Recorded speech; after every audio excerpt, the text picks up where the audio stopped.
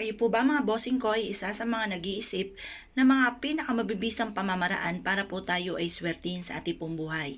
Ito po ay ugaliin ninyo na gawin po ito kahit isang dahon lang po ng laurel na ilalagay nyo po dito po sa ating pong timbang tubig.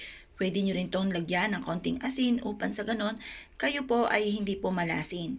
Ang asin ay isa sa mga pinakamabisang pamamaraan para po tayo ay swertihin. Pangalis po yan ng mga kamalasan. At ang dahon ng laurel naman ay pangkalahatan po. Kung kayo ay kung ano ang gusto nyong kahilingan, kagaya ng kung kayo lagi may problema sa pera, bukod sa sipag at tiyaga ay mainam na subukan nyo po ito. Ang dahon po ng laurel ay isa sa mga pangkalahatan na mga problema po ninyo na gusto nyong i-wish ay maaaring matupad po dito.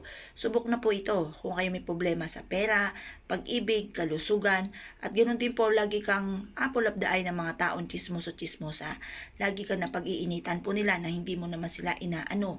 Or kaya ang dami nyo na pong pinasok na negosyo pero lagi kang nalulugi. Ang dami nyo na naging karelasyon pero hindi ka po makahanap ng forever. Kayo po ay may problema sa inyo pong mga anak. Or kaya lagi na lamang po kayong may karamdaman. Or isa sa miyembro ng inyong pamilya ay lagi may sakit. Mainam na subukan nyo po ito. Makakatulong po ito upang sa ganon maalis ko naman yung mga problema nyo pinagdadaanan sa kasalukuyan. Kung kayo po isa sa mga naniniwala at gusto nyo po itong gawin nyo po ito kada kayo maliligo sa umaga at lagyan ng kapranggot na asin. Pagkatapos nyo po maligo, umarap po kayo sa may silangan at manalangin ng taimtim at i-claim nyo na po ang swerte. Ugaliin nyo po ito at ito po ay isa sa mga pinaka-powerful na pamamaraan para po tayo swertihin sa ating pong buhay. Kaya kung kayo pinaniniwala, ay siya ay good luck po sa inyong lahat.